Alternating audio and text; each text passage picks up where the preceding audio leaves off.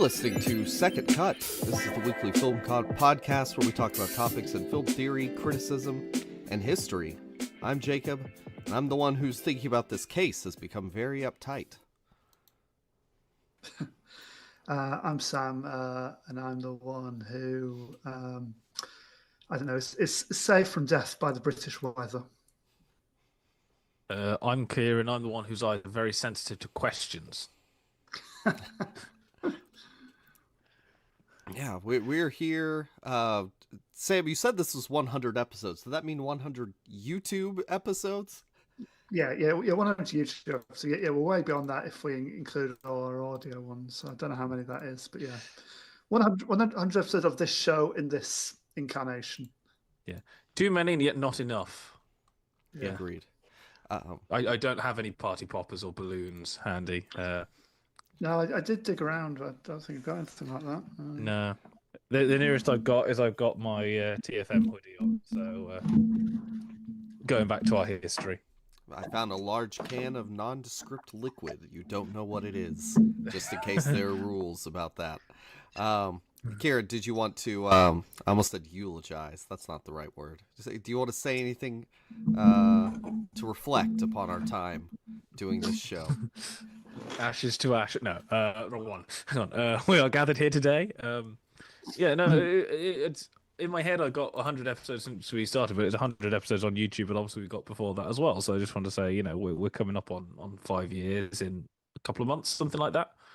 May or June 2021, Jacob, for Tenet. Oh, I thought it was 2022, so you know more than me. Yeah, because we were doing it before I moved, because I think I had a couple of weeks off when I was moving and on the film and stuff, and I think that's when Sam joined as well. Yeah. So you two did 2 or 3 episodes together, didn't you? And then you bowed out because for other commitments, and I hopped in. Yeah, I think we did more than that, but yeah, started under the film magazine. It was Jacob's fault who approached me and went, "Hey, do you want to do a podcast?" And I don't think we'd actually had proper conversations with each other before, Jacob. No. Here's what I knew was Kieran would talk a lot, and that would fill a lot of time. So this whole thing starts because I rant. So yeah, we're nearly 5 years into this in various incarnations, in various formats. It used to be us doing it, recording on Audacity and having to transfer files over, and then we got to and I still remember the hell of. I mean, obviously it would have been a whole other level for Jacob doing all that audio editing, but just my end, just compressing files just to make it manageable. There were a couple of episodes that were lost in their entirety because.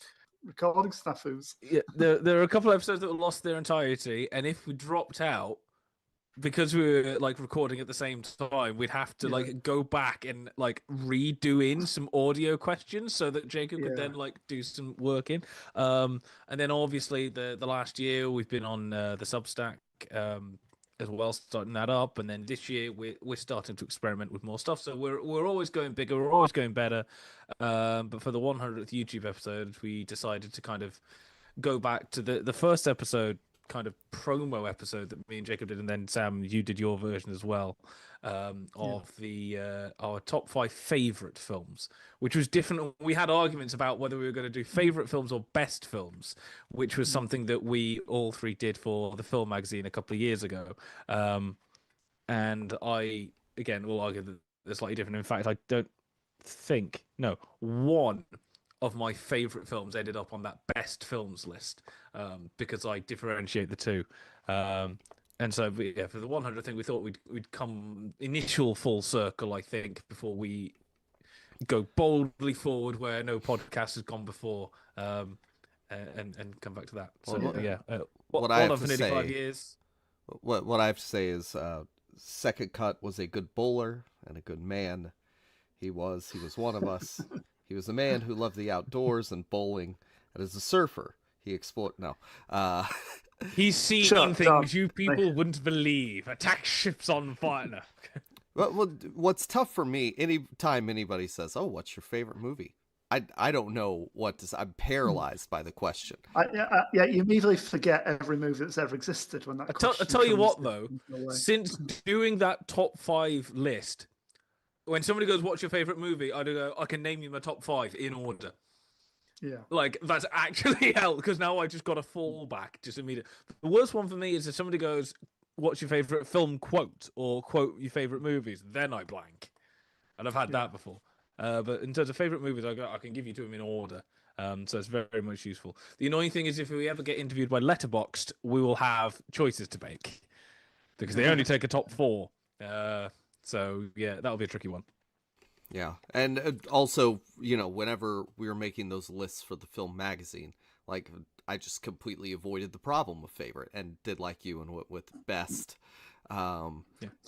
See, I try to get a good spread of my different film interests, something representing each kind of like favorite director, favorite genres, favorite mediums. So I had to have an animated film in there.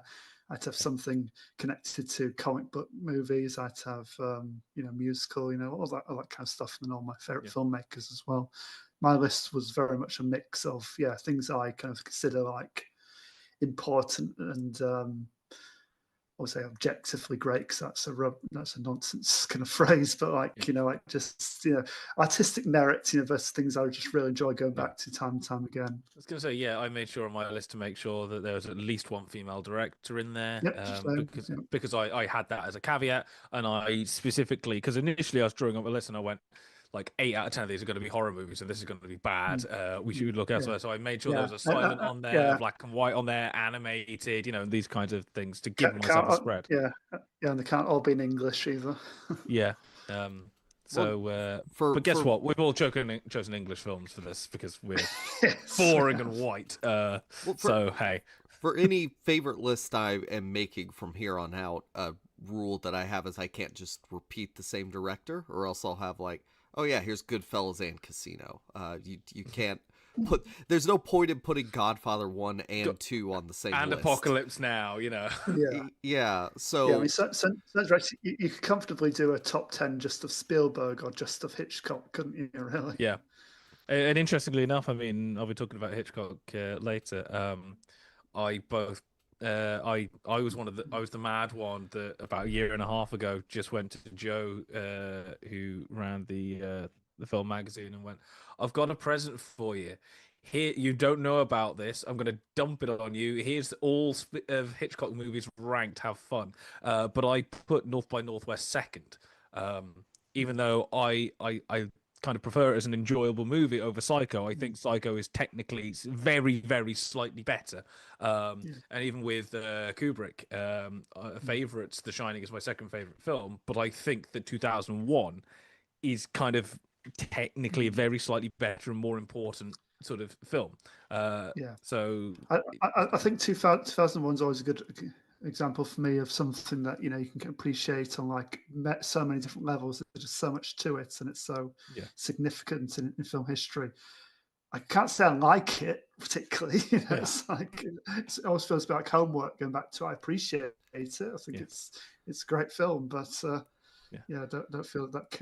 I think your favourites, you do have a strong like emotional connection to them often, and you never tire of just return to them quite regularly, and you always notice something different. Well, for me, that is exactly The Godfather 1 and 2. Like, is The Godfather 2 better? Yes. But 1 is my favorite, and it's always tough for me to say that out loud because my brain is going, but it's not as good.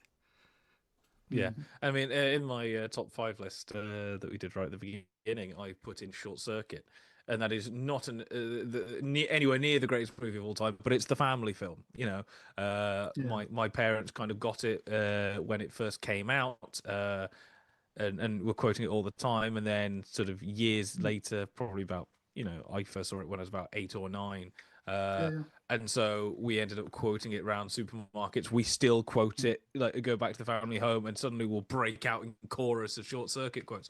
Is it anywhere near like the top 1,000 movies of all time? No, but it doesn't matter because it's you're appreciating things in a different way from that point, and that's what it's all about. It's a celebration of the films we love rather than the films we think. I mean, for me, Yeah, that one was like the childhood kind of affection, that's always going to be just lodged in my very soul. For me, that's Jurassic Park. It's always just because see it at a formative age, and kids love dinosaurs, and and the connection to those characters and that particular story. And really everyone's special. got I can't think of one, or maybe I'll come up with one by the end of the episode. But everyone's got a film that they really love, which is objectively awful, but they love because they saw it when they were about 6.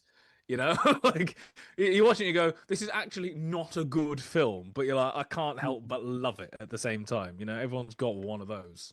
So and it gave me a lot of the kind of ropier kind of Disney films from like the 80s, kind of 70s through 80s, kind of fall into that category. I can see they're far from the best work they've ever done, but again, a lot of affection, and I watched them so many times growing up. I still really like them. Well, on that note, Kieran, do you have your top 5 list prepared to recite? Ed, Sam? Yes, I do. Yes, I do. I can go without thinking now. What my top 5 films now? Yes. Right. Okay. Hang on. I have just now scribbled mine down real fast, so I could give you some time.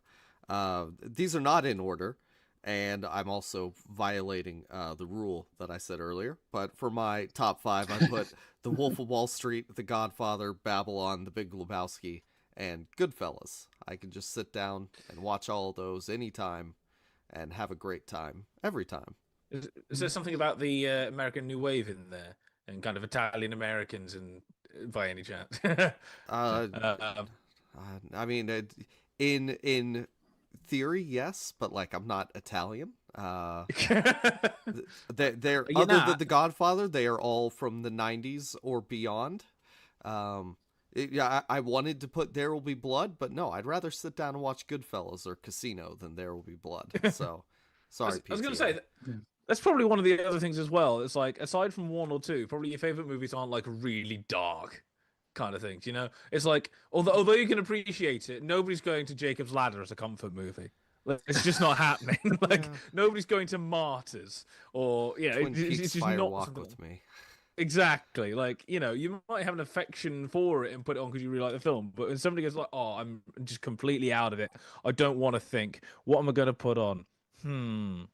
I know what I'm going to put on. Like 2000 Maniacs. Like it's just not happening. My 5 films without thinking. Number 5 is Short Circuit. Number 4 is North by Northwest. We will get to later. Number 3 is The Wailing. Number 2 is The Shining, and number 1 is Blade Runner. Without thinking. Okay. Nice. Yeah, so I've sort of juggled things around a bit, just looking at the list I've got saved on Letterboxd, because previously A Matter of Life and Death was in my top 10, but not in my top 5. But now I've rewatched it again, it's going into my top 5. So, so I've got, again, not necessarily in order. What was the old list? And then you can tell us what you had to remove in order to get. Just tell us the new list. No, I'll come back to it. Yes, so Memories of Murder, Jurassic Park, Empire Strikes Back, A Matter of Life and Death, and Hellboy 2. What has been kicked out the club? So I pushed Drive out of my top 5 actually, which previously was there for. But I've not seen it in a while. I'm not sure when I go back to now whether I'll I'm sure I still love it, but I'm not sure if it'll be like top 5 material anymore, since I've seen quite a few things since. Nice. I mean, it's interesting that we the 3 films that we picked one from everyone's list, obviously, and it's interesting that we picked them because they somehow connect. Because Big Lebowski, there is a scene in which the dude gets information from having kind of scribbling over the imprint on a notepad, and a similar thing happens in North by Northwest. Yeah. And there's also obviously a scene where he's kind of going on some kind of, I don't know, stairway expressway in Mystical kind of a black dream journey, in kind of like a black background environment. And strangely enough, this also happens in A Matter of Life and Death. I'm just watching it going, we have links here somehow. I wonder if the Coens were inspired by old movies, perhaps. Strange. Well, it's probably the Big Lebowski does, but I'm trying to think. Does A Matter of Life and Death have some really on the nose sexual imagery that a sexual metaphor, like a train going into a tunnel? That wasn't in the original script, but we'll come to that. Yeah. I don't know. I'm sure you're the one. You're the one that's their favorite movie. You should know. Does it have any strange sexual imagery in there? Yeah, not I've picked up, but they were very repressed and British, so it's probably too subtle. Well, let's go ahead and get into the film. Maybe we can come up with something as we go. A Matter of Life and Death, Sam. Yeah, so I've mentioned them on this show a few times before, and I've written a fair bit about them over the years for Film Magazine, especially. But yeah, Powell and Pressburger, they're one of my favourite directing duos. So one Brit, one Hungarian. Made a lot of their hits around about the time of World War II, kind of during the war and just after the war was like their heyday up until like the early 50s. Really was when they did all their hits. They weren't very popular with kind of the British High Command, even though they did do a fair bit of propaganda for them, because their films tended to be gently critical of the war in general. I think soldiers were represented in a good light, but not necessarily the leadership, and just the general waste of life in general. I think they both disapproved of. So they got the messages in there, even if it wasn't explicit. It is there if you're looking for it. They had a 19-year partnership where they made 33-year 19-film partnership. So it's together for 3 decades, and that partnership kind of lasted, as I said, until the 50s, and then they went off and did their own thing. Pressburger was primarily the screenwriter, went on to write for other filmmakers, and Powell carried on quite a successful career up until Peeping Tom, which unfairly destroyed his career. I mean, we've covered that. What was it? Did we cover that as a trio? Or was it just me and Jacob who talked about that? I think it's just you two, because I can't remember. I can't remember covering it, so maybe just been you two. It's a really good movie, so go watch it. It's a really good movie. It's well ahead of its time. Anyway, So Matter of Life and Death, 1946. It's about an RAF pilot who gets shot down, during a bombing run, and should die, but miraculously doesn't. And basically, it turns out the angels kind of overseeing humanity make a mistake. Basically, they miss him. They fail to catch his soul, as he dies. Due to a particularly bad storm of the UK, the British fog, foils these divine. This is the second time it's come to the aid of the British. The first being the Spanish Armada. Yes, exactly. We've had 2. Yeah, and basically because of this admin error in purgatory, essentially. The angels are trying to kind of balance their books while Peter Carter or Dave Niven is trying to prove his worth, prove that he shouldn't have died, that it was their mistake, and therefore he should be able to live his life through. And as evidence for that, he uses his relationship with an American girl called June. And they've only just met. The opening scene is him going down the plane, and she's on the radio trying to guide him in, and he knows he's done for, and they just have a very pleasant kind of love at first. Well, it's not even sight, is it? It's love at first hearing each other's voice, kind of conversation. And basically that relationship, that miraculous kind of instant falling in love is kind of used as their main evidence, that in this heavenly courtroom that he should be allowed to live his life, while the prosecution, this American who was very prejudiced, because he was the first to be shot by the British in the War of Independence. He's arguing that no, he died. He should have died. He should be staying dead.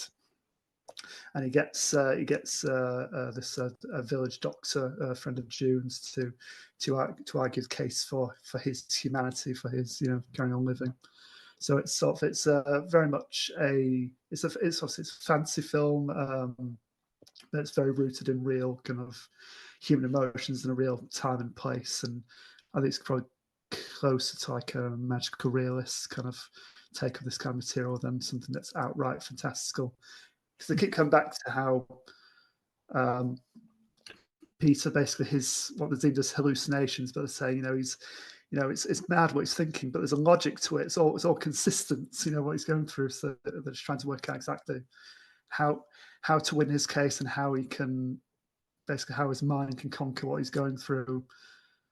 Because a bit like something like Wizard of Oz, I suppose you could take it as how much of it is in the main character's head, and you can read it either way. Really, you can take it that this is a fantasy film and he really is battling for his soul, or it could be he didn't quite die in the plane crash. He's in a coma, and they're trying to bring him out of it. So, depending on how you want to read it. They do mention for his brain surgery that he's babbling about all the movie plot, and so in a sense it's in his head to some capacity. And they're like, yeah, so we have to do this surgery. Well, except the British version of old timey voice. Oh, we need to do the. That I can't do both of them at the same time. But yeah, they need to do his brain surgery on the night of the important event in heaven because maybe it will help him come through. Yeah. And you have the old Wizard of Oz / Peter Pan kind of technique of having the same actors playing different characters in the fantasy world and in the real world. So, the judge and the prosecutor of the surgeons, working, in the operating theatre with Peter. And again, that kind of brings in that kind of question of reality.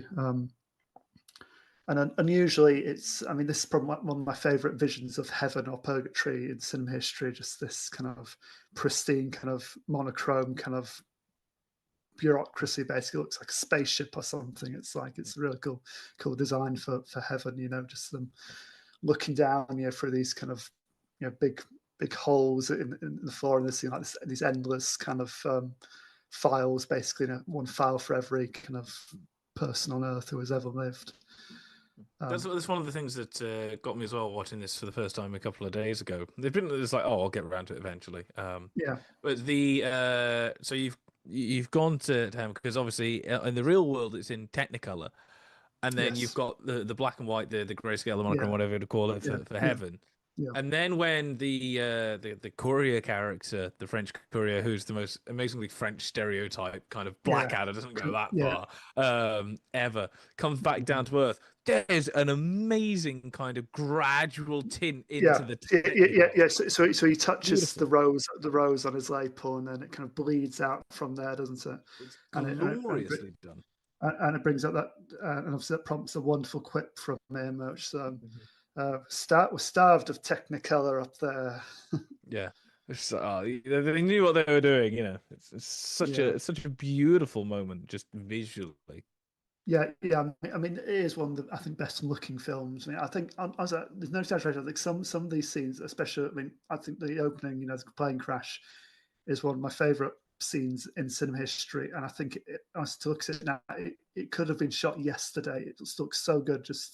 It's very clever, kind of how they're using the resources they got available. It's very tight on David Niven's face, and you just see the fuselage around him like flames licking at kind of the side of him. But it's just the sound design and the way it's kind of lit, and where the camera's placed, it's so effective and kind of so kind of visceral and emotional. And obviously, it's just a two-sided just conversation between him and Juno, her trying to work out, if there's a way out, and he's already resigned to his fate, and he just wants, I'm just going to have a pleasant conversation in my last, few minutes, And also, kind of, I'm kind of British and stiff upper lip, so I'm not going to cry about my imminent death. I'm just I've accepted it already, and just there's a cute girl on the other line. Yes, let's have a pleasant chat, in the last few moments. And also, if you're the type of person who doesn't like old movies, this isn't looks good for an old movie. It's just looks good. This is an incredible looking movie. Whenever I think of Powell and Pressburger, I think of the red shoes, just because that's so surreal. And this brings in all of the weirdness and the great color. When it comes to old movies, like this is one of the top ones I'd recommend. And it's not stuffy British either, which was nice. No. It's because half of it's from Boston.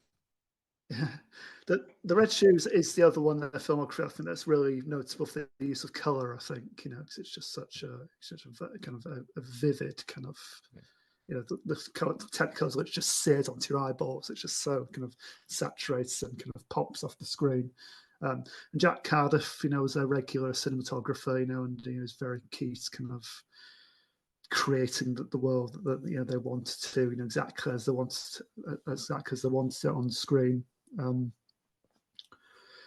But yeah, this is, and it's, as you say, it's not stuffy. It's full of humor. Kind of quite wry kind of humor as well. It's kind of it's satirical. It's kind of making fun of certain attitudes of like different kind of culture clashes and kind of civilians versus kind of people in the armed forces, and everyone's just been through hell on earth basically in the war, but you still have a sense of humor about it. And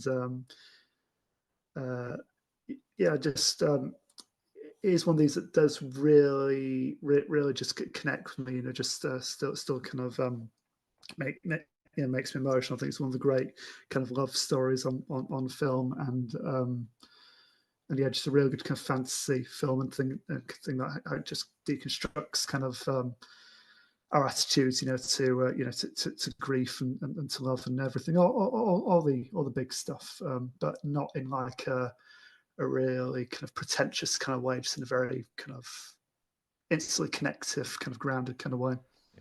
I mean, I described it to you as. I described it as what did I describe it as? Reverse Wonderful Life. Yeah, pretty much. And obviously released in the same year, and there was a lot of films kind of like this around at this time. Dealing with like angels or like people who go through like a fantastical experience, after like trauma, and kind of reconsider their place in things. I love how opening on like a star field and just panning across the galaxy with this kind of very jolly kind of narration going, "This is the universe, big, isn't it?"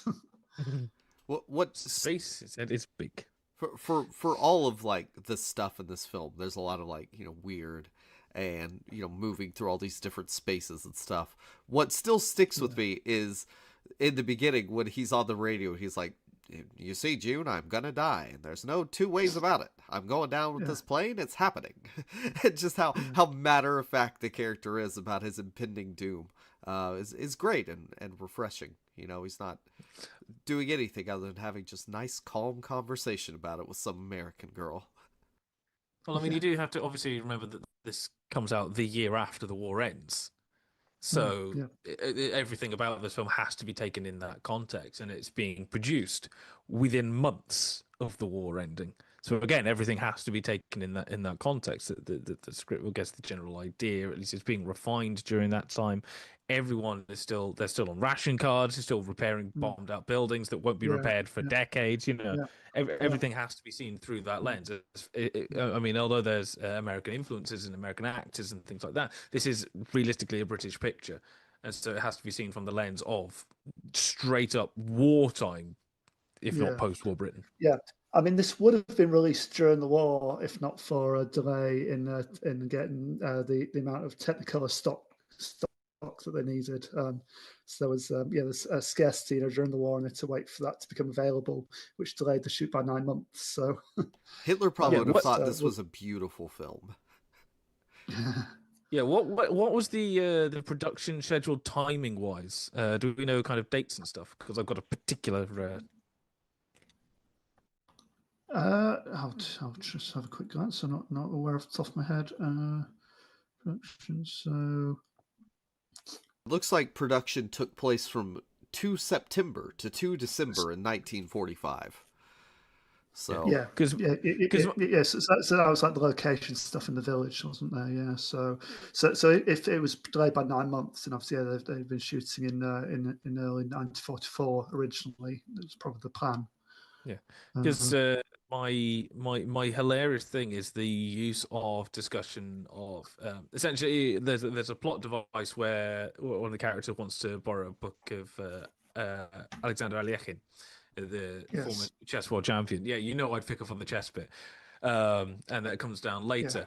But it's interesting because at the time they were shooting it, Alekhine was still alive. By the time it comes out at the end of 46, Alekhine was dead.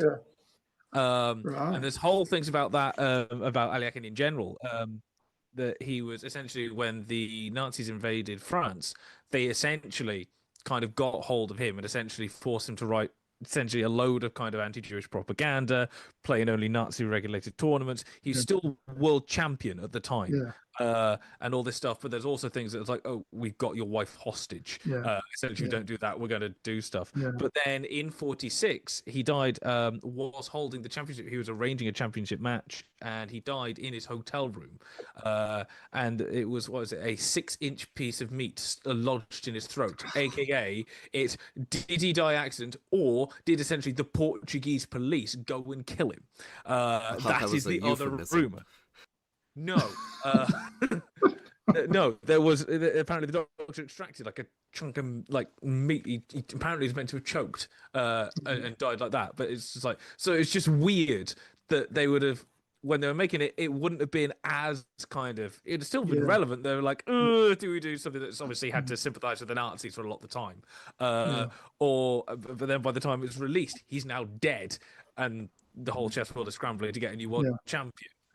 So I picked up on that because that literally puts you in the production and the release schedule. It's very interesting. That specific date. I mean, aside from like, the emotional content and the intellectual content and like spiritual content, I suppose, and the performances and everything like that, it's a real kind of technical kind of achievement, I think, in general. This film, and you've got the use of color, but apparently with the black and white scenes for the heavens scenes, they were shot on 3-strip Technicolor stock.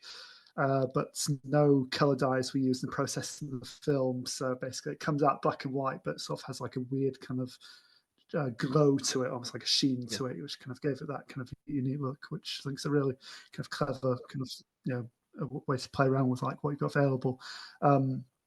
For the celestial court scene, so they used that literally were like about 5,000 extras in total for that scene. Literally just get that many people in a big room, basically, in like their costumes, from various kind of points of history. And they had like like to do the background to like the map painting, basically, for the surroundings. That cloth that they painted onto measured 350 feet long and 40 feet high. So it's just wrapped around like the whole like sound stage for those scenes. And they use 8 other kind of back cloths of similar size, in other scenes, kind of in heaven.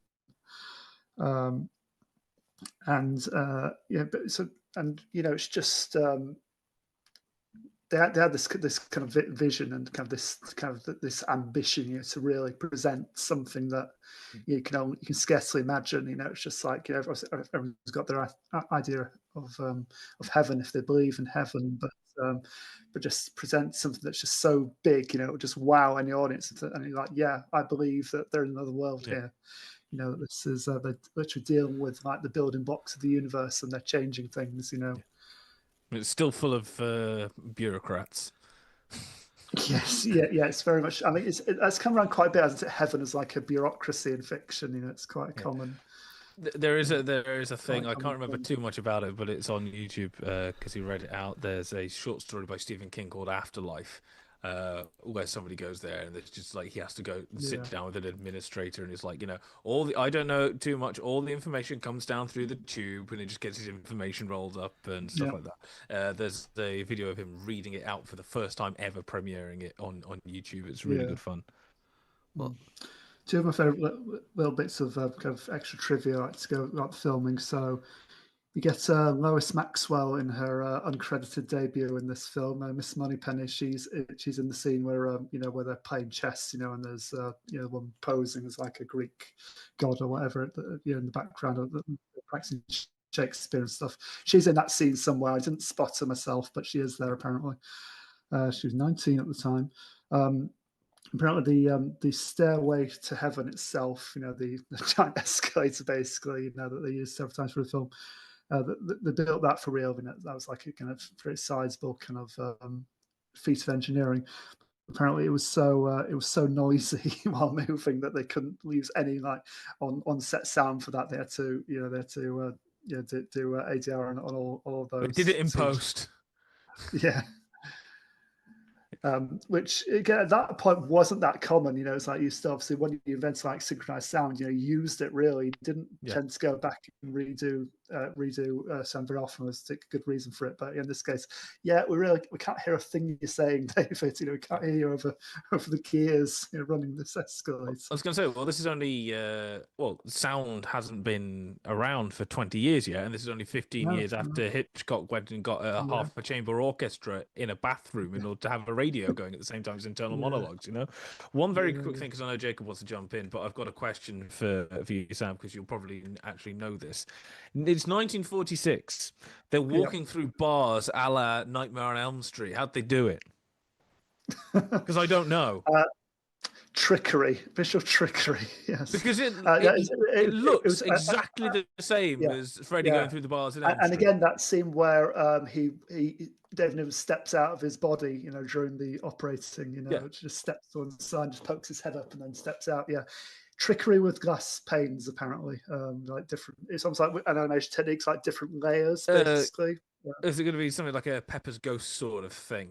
Maybe. Yeah. It's something to do with glass panes and different planes of the action. They're kind of removing glass, or the people are stood between the panes and stuff, and it's the stuff paints around to complete the illusion. Yeah, it's really clever, kind of old-fashioned kind of. All goes back to Méliès. Just telling you, all goes back to Méliès. Yeah.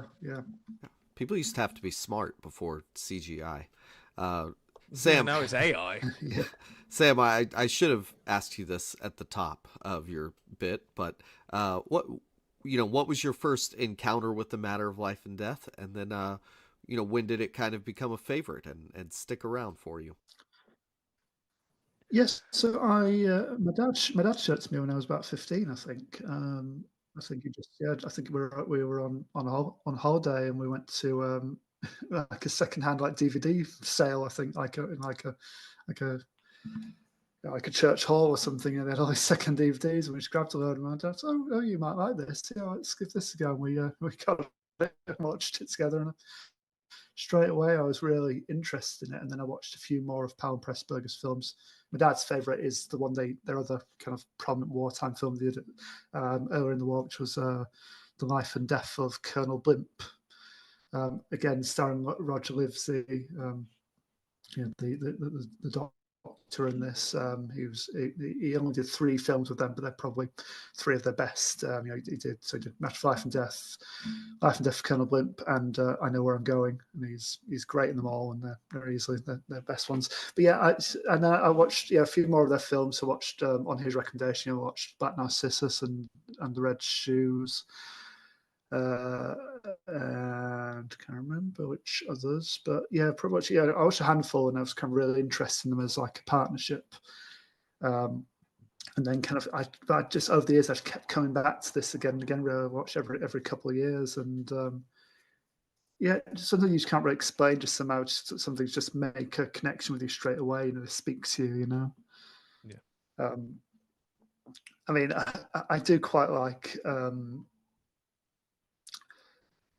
Kind of wartime set films aren't necessarily like war films, kind of. I think they're a good kind of backdrop for an interesting kind of character study, or kind of people, trying to just have relationships and tell each other how they feel in like very adverse conditions. I was find it quite intriguing. I was like a bit of a fantasy element thrown into an otherwise kind of emotionally grounded kind of story.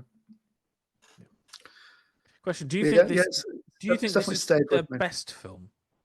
Yes. Okay, so you do actually think their best film is your favorite film? Okay. Yeah.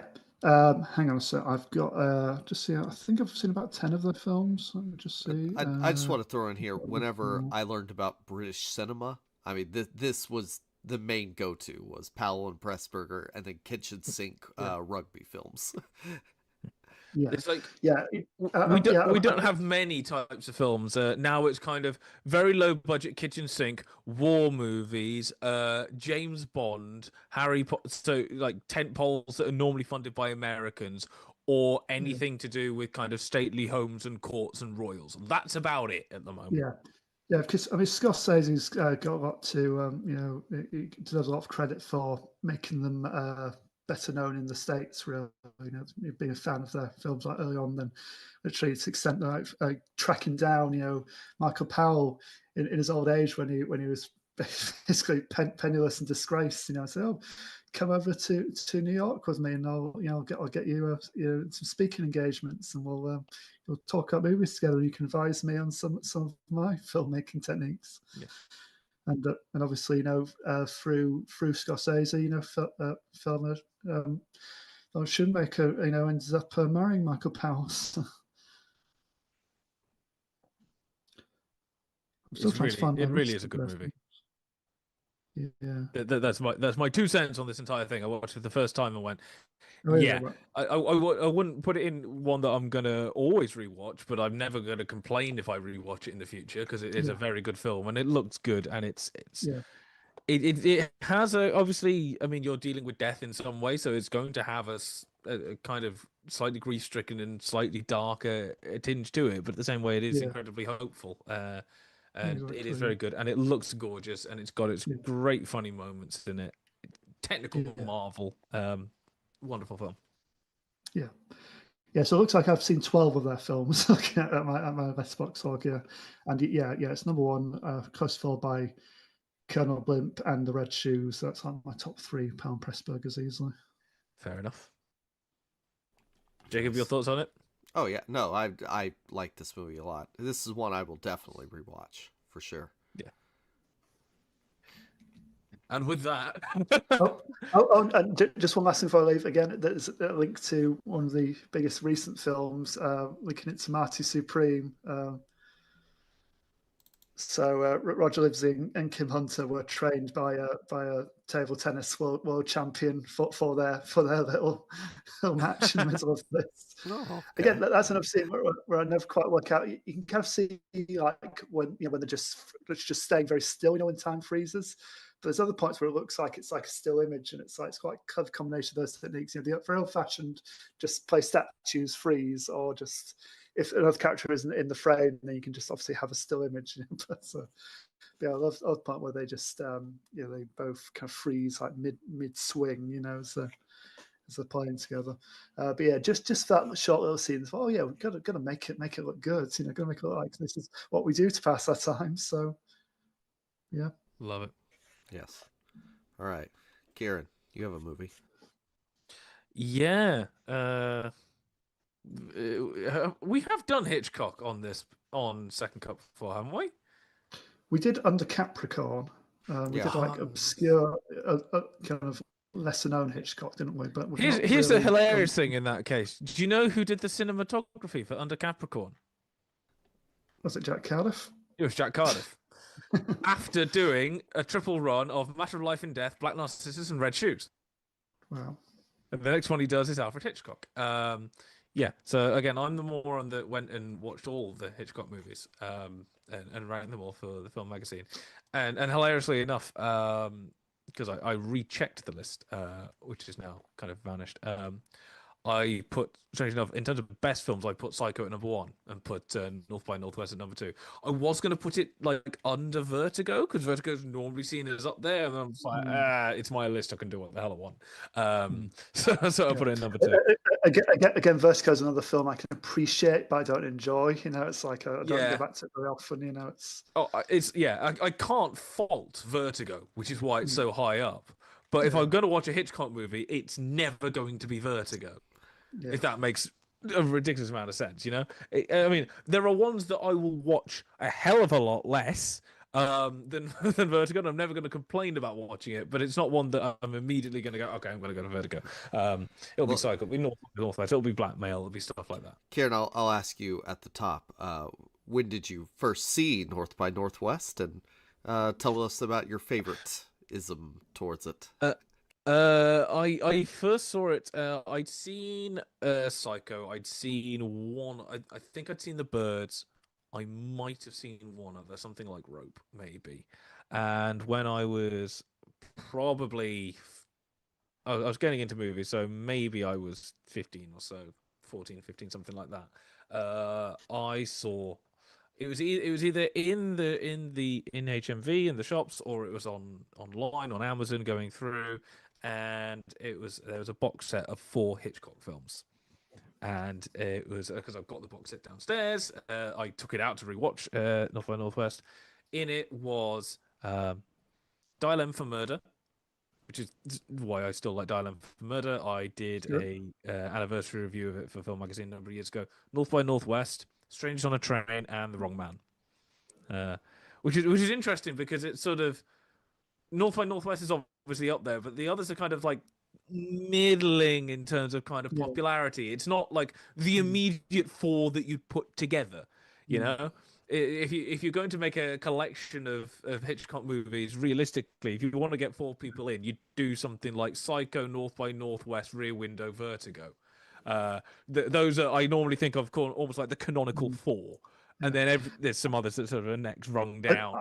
Yeah, I think I did a top 10 Hitchcocks before, years before you did your mammoth list for the Film Magazine. I think Strange on Train did round out my top 10. I think it was like 10 of 10. I think. But yeah. Yeah, so if somebody wants to look it up, I mean, I can look it very, very quickly. But yeah, and so I'd got that, and I watched North by Northwest, and I just kind of fell in love with it.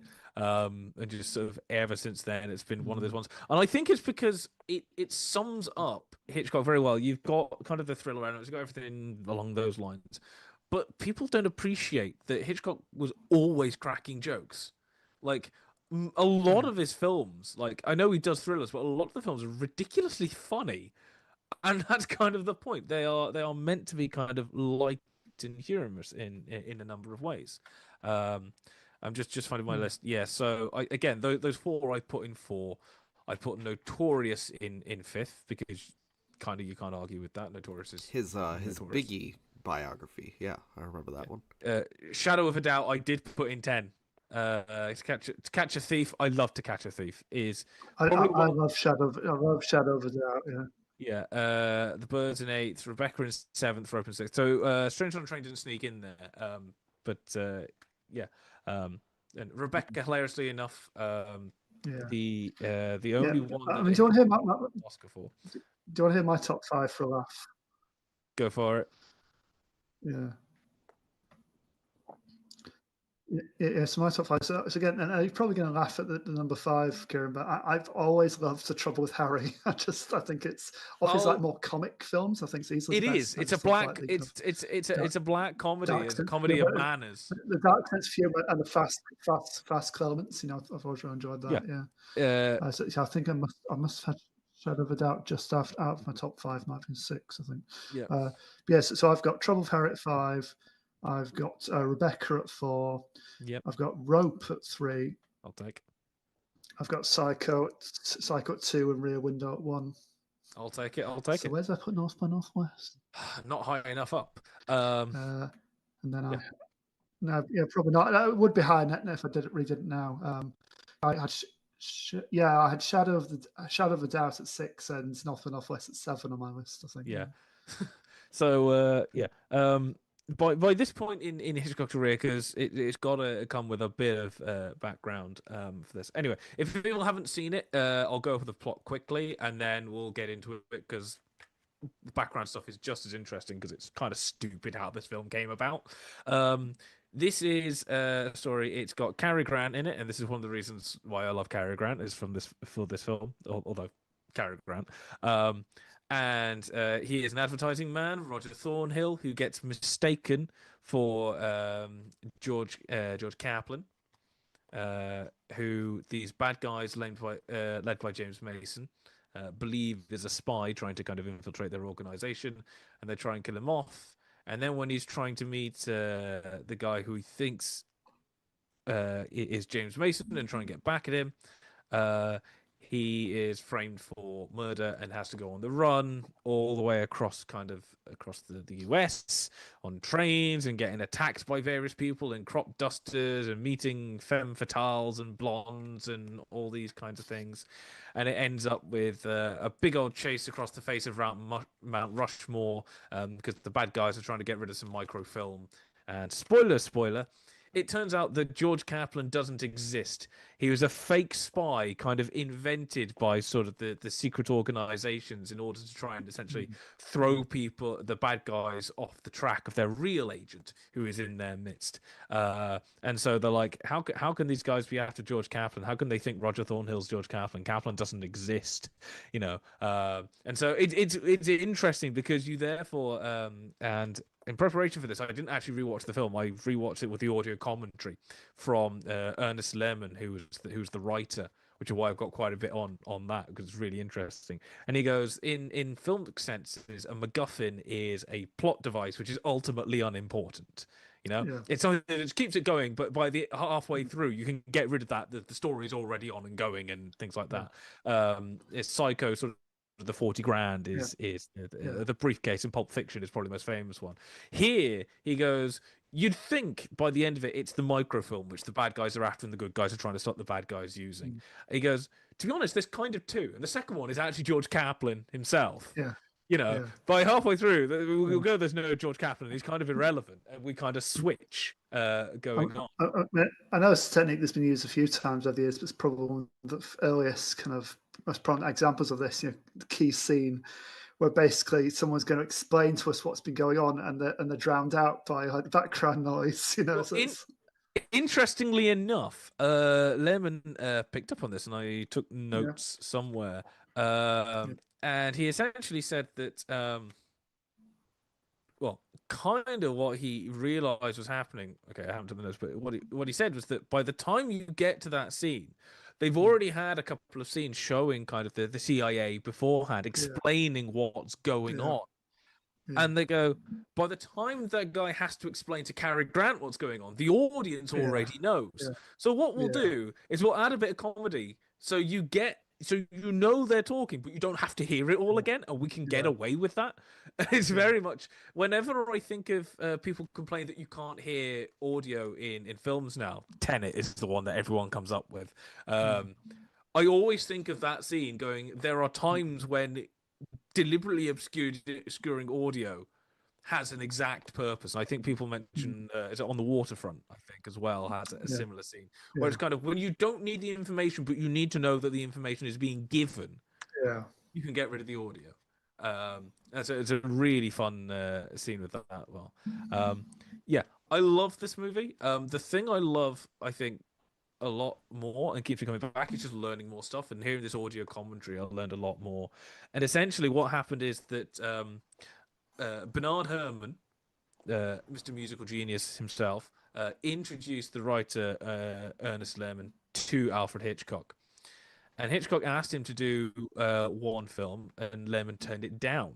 And Hitchcock was actually quite put out by this, because this is the mid-50s. Like, how dare anyone turn down Alfred Hitchcock?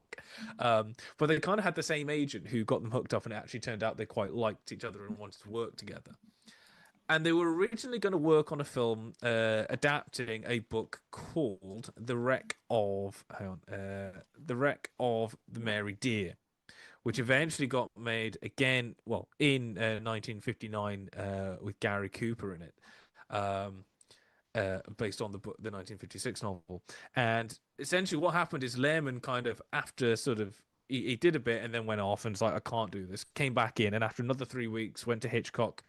You might be able to do this, but I can't. I can't find a way to make this work.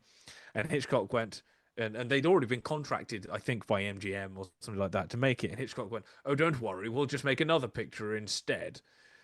And Lehman's like, well, what happens? Because we're meant to be making this film. What do we say to MGM? And Hitchcock goes, oh, don't worry, we just won't tell them. Or it might have been Paramount, actually. It might have been MGM or Paramount or something like that. So they essentially just go, we'll cook something else up. So they've kind of got no plan. And Hitchcock is very well known for most of his stuff kind of being taken from books or plays, you know, a good 70-80% of that. And Hitchcock doesn't have a writing credit after like 32, 33, something like that. I think Waltzes in Vienna is the last one he kind of co-wrote himself. He had input, but in terms of kind of creditation, doesn't have anything else.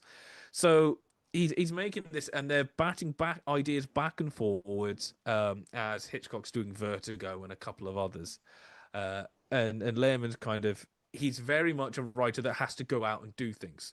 So he went out to, so for example, when there's the scene where the bad guys get Cary Grant drunk, and he gets arrested and put through kind of the process of being arrested for drunk driving and put in court.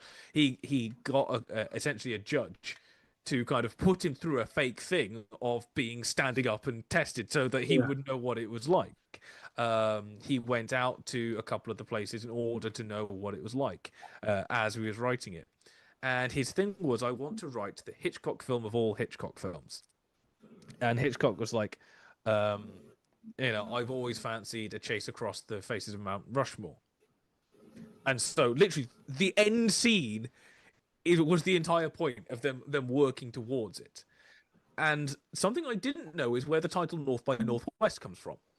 Because this movie has nothing to do with direction at all. Like, it's never brought up. The Northwest. Yeah. And what it comes from is there's, as they were trying to bat out various ideas, because they're like every day, Lemon would go and like have hour-long conversations with Hitchcock, just talking back and forth to get ideas about our, you know, favorite mystery novels and that kind of thing. One of the anecdotes, and Lemon says it was, how did he say it? He says that Hitchcock once told him an anecdote going, I always wanted to do a scene in the General Assembly where the guy giving the speech stops and says, I refuse to continue until the delegate from Peru wakes up. So they go to wake him up and he falls over dead. And the only clue was he was doodling a pair of moose antlers. And from that, he goes, for some reason, the moose antlers suggested kind of the north, the northwest, you know, those kind of the colder regions. And so from that, just the northwest bit stuck. And so they used North by Northwest as a placeholder name. And they were going to change it, and it never got changed. It just stuck as North by Northwest. So the actual thing is just like a vague idea of a thing that they just kept. Insert more logical title later. Oh, wait, we forgot. Yeah, we come up with a load and they never quite work. So we'll just stick with North by Northwest. So when people are like, why is it called North by Northwest? It just means a general sense of movement in a direction. Yeah. That's about it. It could be South by Southeast. And people say that because it's like North by Northwest is not a direction. It doesn't exist. You know, it'd be West by Northwest or North Northwest, but North by Northwest is not a thing. Yeah, it's because it was just kind of running off. And then they were just coming up with like random stuff on the spot. Like they were just trying to work it out. He couldn't work out how to do how to get them to Mount Rushmore. They were there and just kept coming up against a brick wall. And you know the scene in Dead Poet Society where Robin Williams kind of gets the kid at the front and just keep going, and just gets into blurt, and eventually something comes out. Yeah. Apparently they were doing something similar. And he just kind of, Lehman essentially just goes, and then she takes out the gun and shoots him. And she's like, what the hell did I say that? And he's just like, that's the answer. It's like, what even is this? It's like, yeah, because the Polish, like, and the underground, they'd shoot one of their own to convince people that it wasn't going on. And so that's where that comes from. It was literally a spur of the moment thing of, oh my God, this. Other stuff they were just coming up with as they went. I think part of the auction scene, there's a bit where kind of the director of the FBI shadowy organization is there and kind of sees what's happening in order to phone to the police to get him picked up. This is something that Lehman added as they were shooting it and went, Hitch, we've got to add this in because it's got to be done. This wasn't in the script originally, so they had to add it in as they were going. Yeah. All of it is just a series of set pieces kind of made up as they were going to get a general feeling of going in a random direction. And it's still ridiculous fun. Yeah, and it seems kind of quite out of character for Hitchcock, really, and famously a man who knew exactly the shots he needed and would only shoot those shots, so they couldn't be cut, without his say so later on. Yeah, it's just so funny because I mean, yeah, Hitchcock would say that essentially all the filming was done by the time I get on set because it's all done on paper. I just then have to go through the mechanical issues of actually shooting the thing. There's loads of random things that they didn't get in. One or the other, I'd heard this anecdote before, and now I want to actually make it into a thing. That apparently Hitchcock, because he's tossing out a load of stuff that half of it they didn't end up using at all. There's one anecdote that I now want to see where Hitchcock goes, I want to do the longest kind of tracking dolly shot in history, where you're at the Ford Motor Assembly line, and the first kind of bit goes into the car. And then the next bit, and you watch this whole car slowly being assembled bit by bit, all the way down, like minutes and minutes, this massive tracking shot. And then at the end, you look inside the car and there's a dead body in it. And he's like, we didn't end up using it, obviously. And as far as I know, that hasn't been made. But now I want to know that. That's an Agatha Christie story. That would have been amazing. That would have been amazing. And then it's like, you get that, and then you go, right, what's the film off that? That's what I want to see now, more than anything after this. Anyway, this comes out, and essentially what people have now said is that, well, actually, one thing that I love, that when we say the microfilm, and we say the MacGuffin is not important, people apparently have asked Lehman and probably Hitchcock, what was on the microfilm? And he's like, I don't know. I haven't got a clue. It's not important. It's microfilm. The bad guys need it. The good guys want to stop them having it. Yeah. Who cares what's on it? It's what's inside of the Pulp Fiction briefcase. Exactly. It's something important enough that everyone wants it. And there's a clue earlier on. There's a photograph of James Mason at the UN Assembly in a photograph, which enables Cary Grant to go to the UN Assembly and meet the guy who then gets killed and gets framed for murder. Yeah. And Lennon was like, I never figured out exactly what James Mason's doing at the General Assembly. It just seemed good to have him there in order to get Cary Grant there, and the audience seemed to accept it, so it was fine. We just kind of went on. Yeah. It's never really quite established exactly what his role in society is. He's important. He's got influence, isn't he? But he can, basically, he can do whatever they want him to do. Based on the needs of the screenplay, can't they?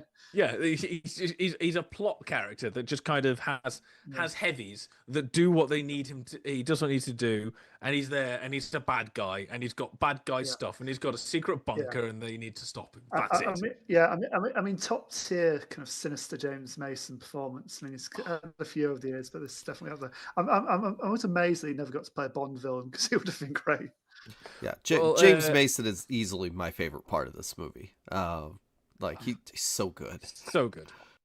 There's a bit I hadn't noticed before, which Lemon points out, which is when you first meet James Mason, he comes into the room, he closes the blinds, and then he lights one of the lamps and turns and starts to talk to Cary Grant, so that he's now sort of in silhouette with the backlighting as well. So one of the first things you see is just like absolutely nothing, and obviously it's a Brit as the bad guy. Because it wouldn't work any other way. You've got to have a sinister Brit giving all the talks.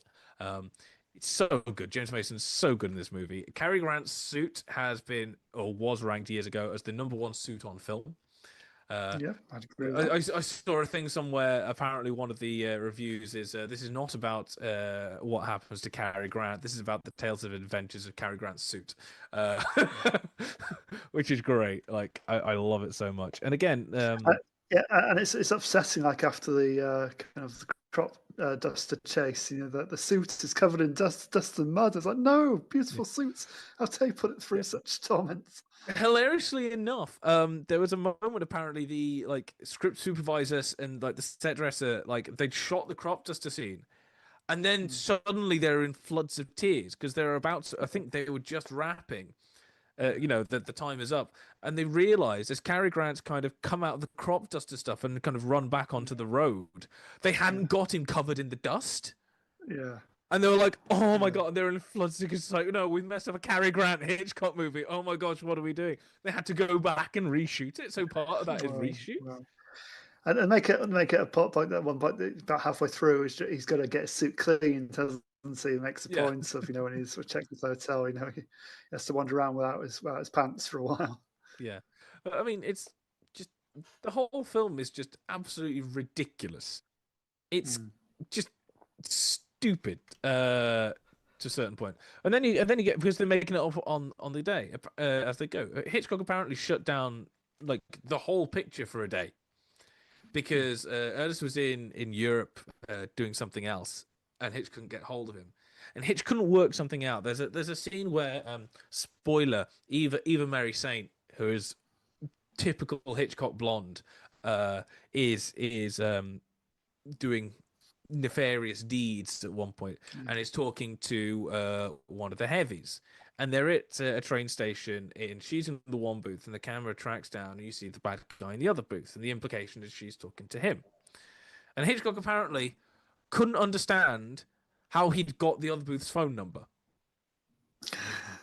And couldn't work that, and something about that had thrown him off, and couldn't work out in order to get the motivation. So shut down the shoot for the whole day. But apparently, obviously, worked it out because came back the next day and was like, "Okay, we're good. We can keep going." They didn't go into what the main thing we're trying to get in the movie doesn't matter. But how did they get that phone number? Yeah, Hitchcock couldn't work it out in his own head in order to justify. I always presume they were both miming and somehow hear between the booths. They were just talking to each other. I just went, they're talking on the phone to each other. Like, why do we need to know why they got the number? But for some reason, that hadn't clicked in his head, and couldn't get hold of the writer for an explanation. So just shut it down. And this is kind of, most Hitchcock films are just executed on the day. This one really was not. And I think it's a testament to the skill of Hitchcock, but not just Hitchcock, of the cinematographer, the art departments, everything that it manages to get pulled off the way that it does. Because it's just, and as has been said, this is essentially a prototype James Bond movie. And when people go, "What is North by Northwest?" It's like, have you seen a James Bond movie? Yeah. Imagine that. I do think James Bond. I do think if only he'd been like 10 years younger, 10, 15 years younger, Cary Grant would have made a great James Bond. Not British. He is. Is Cary Grant British? Yes. What? Yeah, he was born in Bristol. I was pretty sure he was. No way. Yeah. This is my life.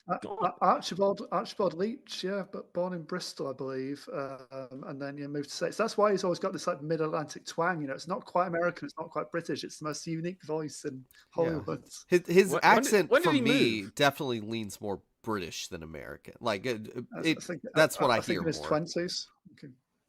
When did he move to America then? In his 20s, I think. That's my life completely changed. Yeah, okay. Cary Grant, we'll claim him. He can be he can be Bond. Yeah. I would not want AI for anything, but that I'll take. No, do not do that. But did he say he had something about the train going into the tunnel? Or did you say that was an afterthought? That was not in the original script. It was just I think probably the train going off into the sunset. And then Hitchcock decided that obviously we want an innuendo right at the end. And this is again a trademark of the Bond movies, that right in the end Bond gets the girl, and it's like, Bond, and they shut it off. 007. Yeah, and you see Cary Grant pulling Eva St. Marie up into the bed of the train, and then you have a train going into a tunnel as the final shot. There definitely is nothing about that which is suggestive at all. Definitely not. But yeah, I love this. It's a movie which is so endlessly rewatchable because it's incredibly lighthearted and meant to be funny. Yes, it has its serious moments, but Lehrman is going, look, half of the stuff is intended to be stupid. And there's a scene, for example, there's a scene in they're checking out the hotel where Kaplan is meant to have been and can't find him, and they get into the elevator, and the two heavies go in next to him. Yeah. And Cary Grant kind of goes to his mother. By the way, the person who plays his mother, whose name I've forgotten, is actually younger than Cary Grant. which is great. Cary Grant kind of motions his mouth and goes, and she leans over and goes, "You two aren't really trying to kill my son, are you?" And he's like, "Oh God!" And they all start laughing. Cary Grant apparently was like really upset because he didn't think it was that very funny. And then they saw it in the cinemas, and it was like, okay, yeah, fair enough. There's something about his charisma, though, his kind of screen presence, where he can make something that's even not that funny on the page, funny kind of in execution. Yeah. There's something about his timing, the way he plays stuff. Oh, he's so good in this film. So there's just various bits like that. I can come back to this. It's like if I'm depressed, I can put on. I mean, during lockdown, when it's 2021, the birthday came around, and it's like we couldn't do anything. So the family were like, "What do you want to do?" Because I was stuck in the family home because of lockdown. It's like, "What do you want to do?" But they can't do much, and I'm like, "I want to watch a movie. What do you want to do?" North by Northwest. Because you guys haven't seen it. It's endlessly rewatchable. It's just fun. Just shove it on a big screen and just have fun with it. Like, there's some innuendos. There's an amazing thing where when Cary Grant and Eva Marie Saint meet in the train carriage for the first time, there's a moment where she says, "I never discuss love on an empty stomach." Yeah. If you watch her mouth, she's not actually saying that. She's saying, "I never make love on an empty stomach."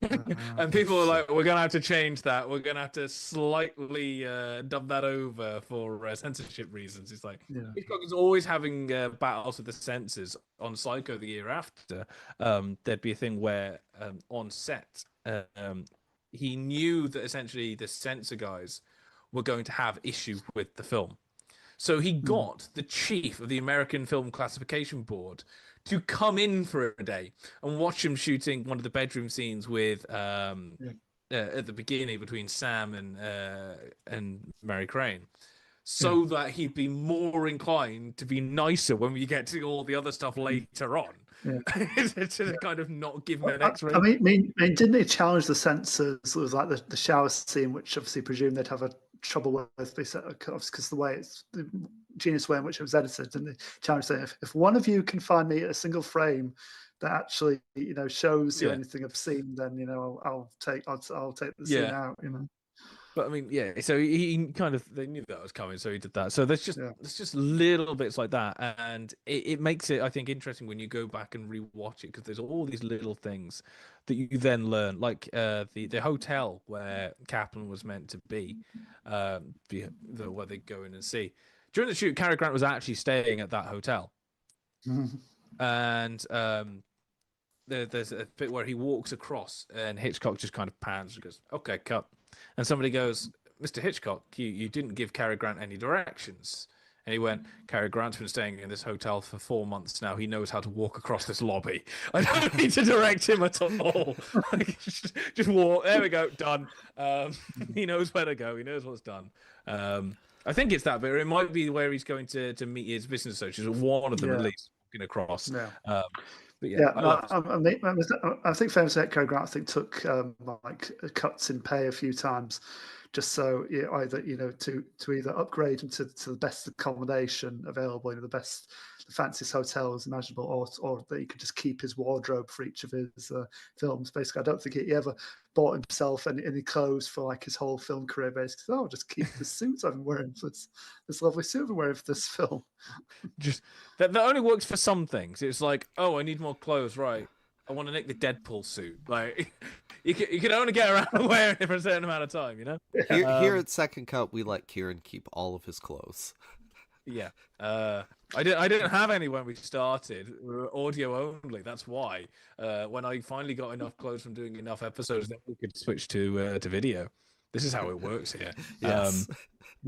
I love this movie so much. It is just like, it goes on, and the music as well. Bernard Herrmann just kills it. Like, Hitchcock kills it. Everyone kills it. It's just like, it's just a good, fun, classic adventure thriller caper. Like, what more do you want?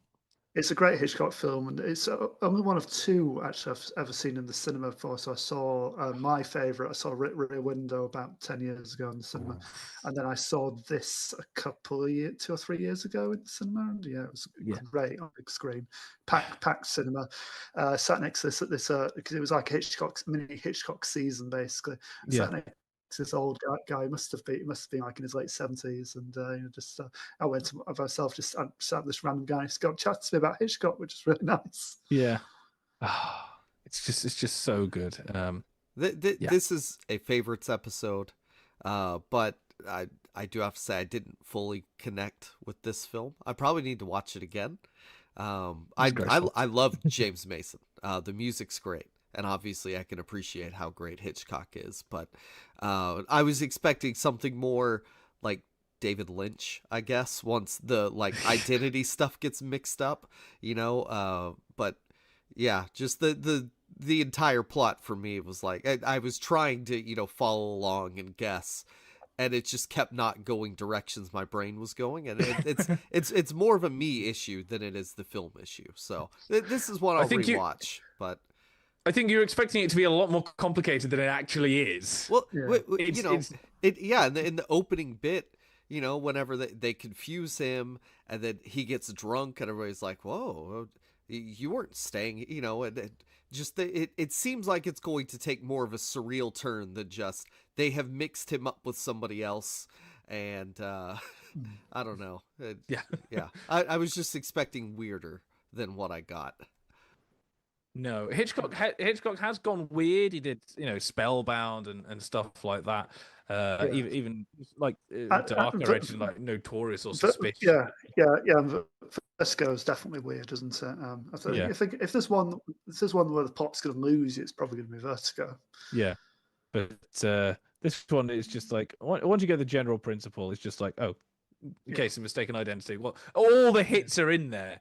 You've got a wrong man, you've got a Hitchcock blonde, you've got an action sequence, a kind of famous landmark, you've got a sinister guy, you've got a MacGuffin, Well, and really, for me, like the plane crashing into the tanker was a better, kind of set piece for me than the Mount Rushmore stuff. But I don't get why the truck didn't stop for him. That's what confused me. They keep going. He has to get down below it, and then it blows up, but only half of it blows up, and I don't know. Technical issues. It's fine. Yeah. It's a lot of fun, yeah. I appreciate it. I need to watch it again. Yeah. I think it's one of those ones where if you're expecting kind of like Hitchcock to go. Again, this is why I like him, because he's not serious. This is one of the ones where he's definitely not serious at all. And it's kind of like one of the most, in a weird way, harmless Hitchcock movies. Like, he's gone dark on quite a few. This one is not. Like, it's just there's a part fun. where he doesn't have a ticket on the train, so and also he doesn't have a room, so he's like talking to the lady, and he needs to hide, and she just puts him in the like fold out bed and just stuffs him in there. It's very silly. Like a tin of sardines up here, He's going to get a ticket from the. To get on the train, and the guy's he got sunglasses on to try and hide his identity. He's like, something wrong with your eyes? Yes, they're sensitive to questioning. Now we get a ticket. It's so good. I did like little bits and scenes, but as a whole piece, I did not fully connect with it. But there's always play the boo sound from your soundboard. Well, no, that's on the other thing. I can't do it here. We will get a soundboard working in the future. Anyway, I've ranted about Hitchcock enough. Let us move on to something more recent. Something that bowled you over. That's a good one. Well, as you can see, I just typed something to strike a chord. The movie that I picked is The Big Lebowski, which has... I don't know how long it's been a favorite of mine. A while. I watched it for the first time as a teenager, and I had a similar reaction to North by Northwest. I didn't really get it. I don't know. It didn't do anything for me, and I can't remember when I rewatched it. My dad loves Coens. I don't think he showed it to me. but I know he does like it, so that's interesting that there wasn't a connection there. But yeah, at some point, I was probably late teens, early 20s. I watched it again, and I at least thought it was funny. Maybe it was after I'd seen memes online, because Walter and the dude, for at least in the early 2010s for a brief time were internet memes with "Am I the only person who cares about whatever?" And well, that's just like your opinion, man. Your opinion, Those are man. both Yeah, that's meme the one. formats. And then I think John Goodman moving, you're going to enter a world of pain as well. Was one for a while that seems to have faded into obscurity of the meme rounds. The first time I watched this, I didn't know who Tara Reid was. It's just so much of it was lost on me. But there were funny quotes, and over time, like I really just grew more and more of an appreciation for it, especially the more I watched older movies, especially noir, and kind of started to see understand like where the Coens are coming from with their filmmaking and that kind of stuff. I mean, I've always loved the Coens. I admit this isn't one of my favourites of theirs. Yeah, I mean, I did rank all their films for the film magazine. Looking at my list now, I put this at 6, I think. So six of 18. So it's up there, but no, it's just not one of my favourites. I appreciate it, but I don't kind of love it. I don't go back to the times I'm getting them. Though it's good. I admit it's good. I do love Miller's Crossing, but that's I don't know. Yeah. Like, I have so many gangster movies already. Kieran, do you like Coen Brothers movies? I think I've seen 5 of them. I'm not one that will go searching out. I've also seen Tragedy in Macbeth, which is by one of them. I'm looking through now. I've seen Fargo, seen this. I've seen Oh Brother, Where Art Thou? I've seen No Country for Old Men, and I've seen True Grit many years ago. Again, Tragedy in Macbeth. Yeah, so it's my top 5 from that list. So yeah, Fargo was my number 1, followed by No Country for Old Men, then Inside Llewyn Davis, then sorry, going to the next page. We are waiting for Come Sam's thing to load. Oh, right, yeah. Then and then Barton Fink and Big Lebowski 6. I think those crossings just after that. So yeah. Sam, could you repeat that? I don't know if it was my internet or everybody's. Yeah, it broke up for me as well. Okay.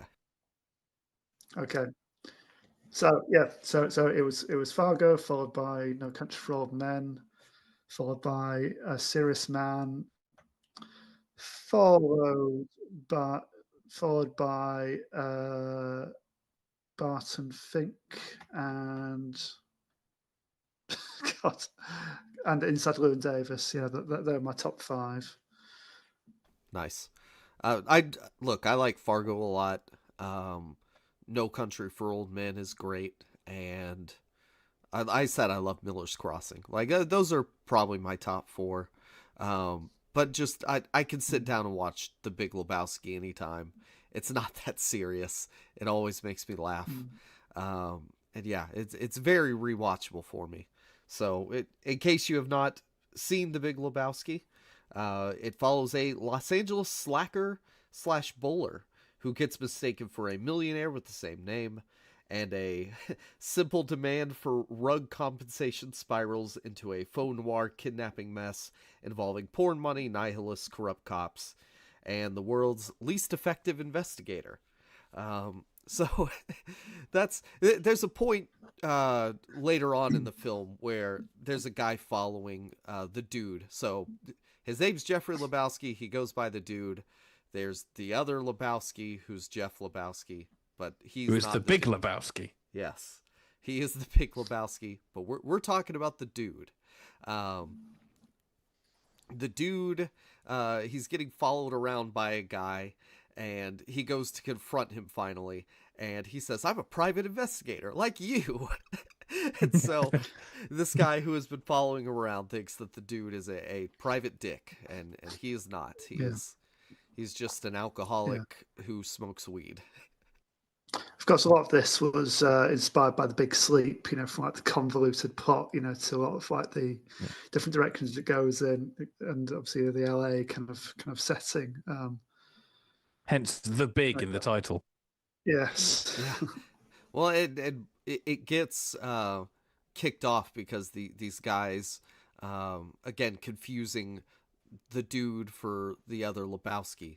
They break into his place, ask for the money for his wife Bunny, and pee on his rug, and saying ever thus to deadbeats Lebowski.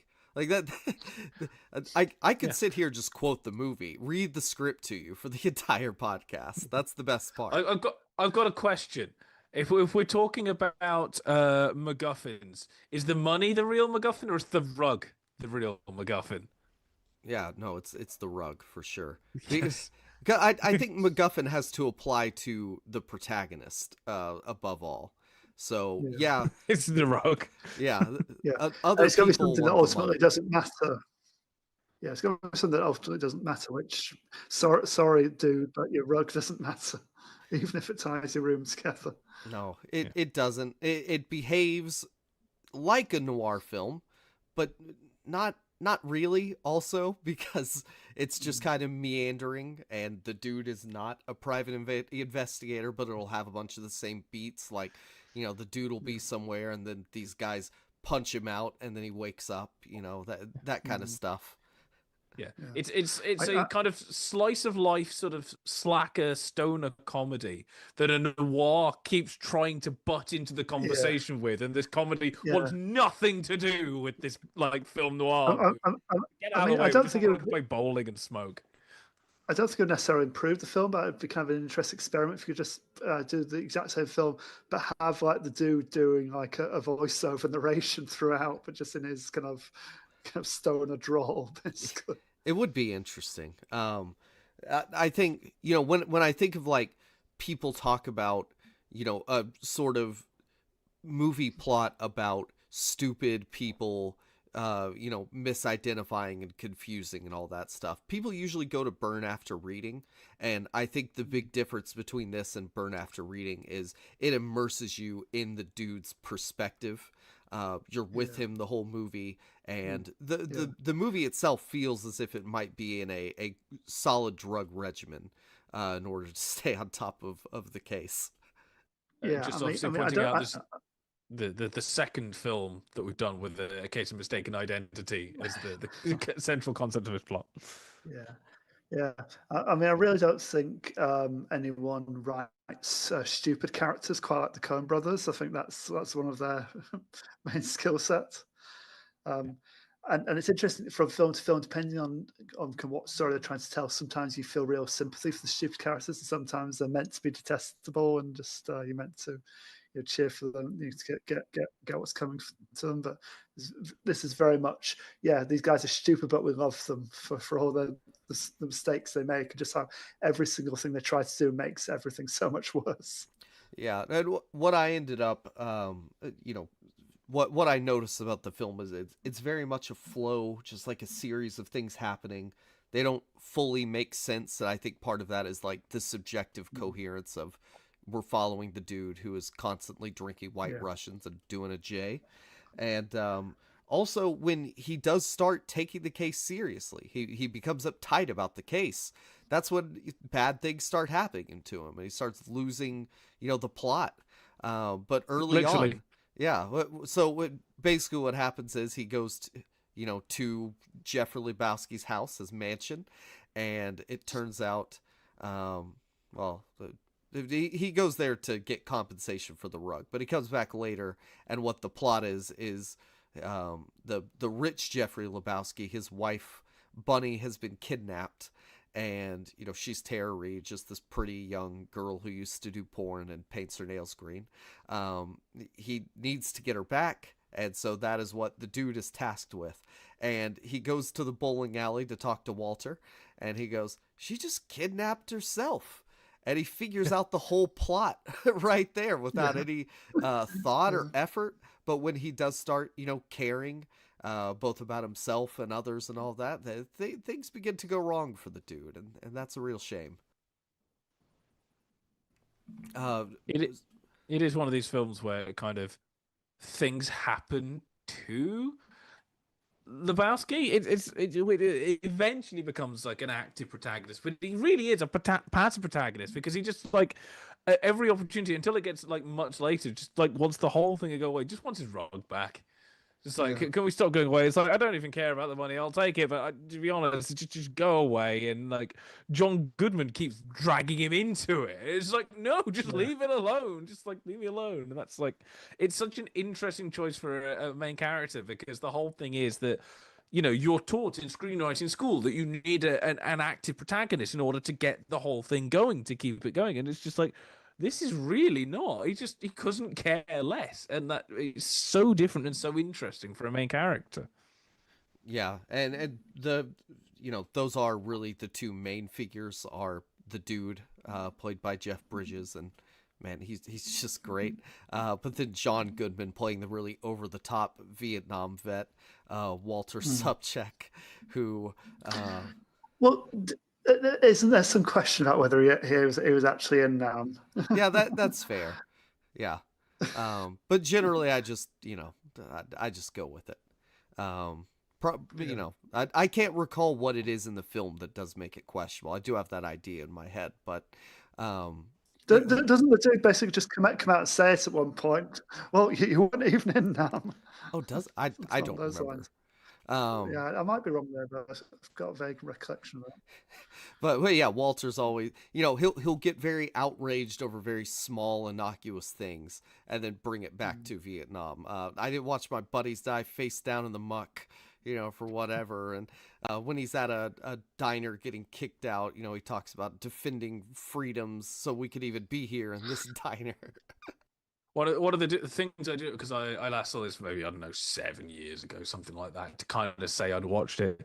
One of the things I remember is just him going like, why do you keep bringing up Nam? Not everything is about Vietnam. Oh, that's at the very end. Why does everything come back to, I mean, this censoring it. Why does everything come back to Vietnam?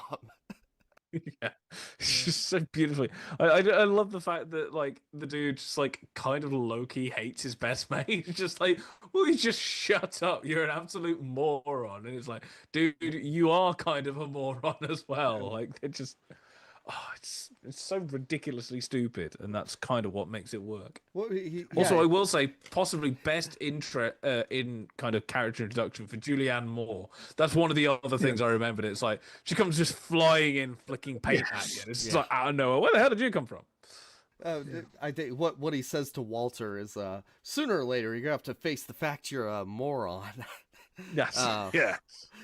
Yeah, but my three favorite scenes in this are so they play in a bowling tournament with Steve Buscemi's character Donnie, who Donnie's just kind of there, not quite paying attention. He's out of his element, and he cannot possibly grasp the complexity of this film.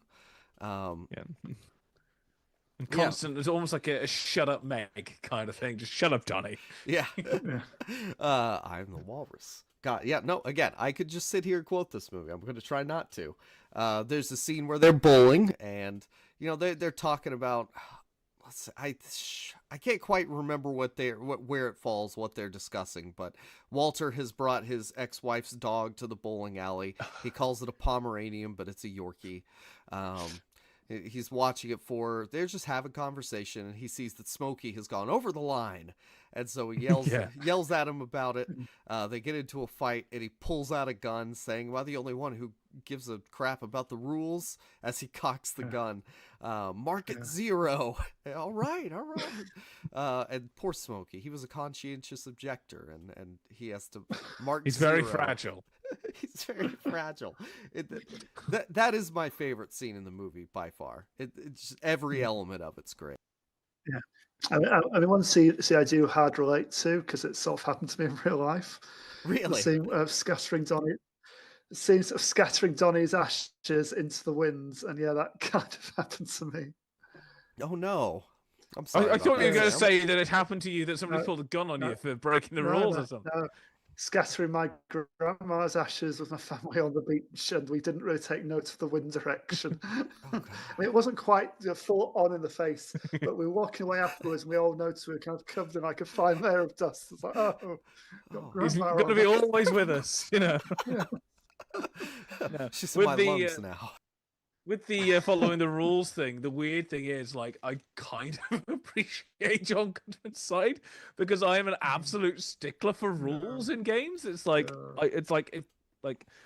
playing occasionally at work, the kids will kind of get out, we'll play Uno or something like that, or Monopoly, and occasionally they'll do something, and then I'll go, even if it's not my turn, oh, by the way, this is what you could, and they're like, shut up, I could have got an extra like $5 Monopoly out of this. It's like, those are the rules, man, you know. So I'm kind of there going, come on, you're over the line, give yourself a 0. Like, this is not Nom, this is bowling. There are rules.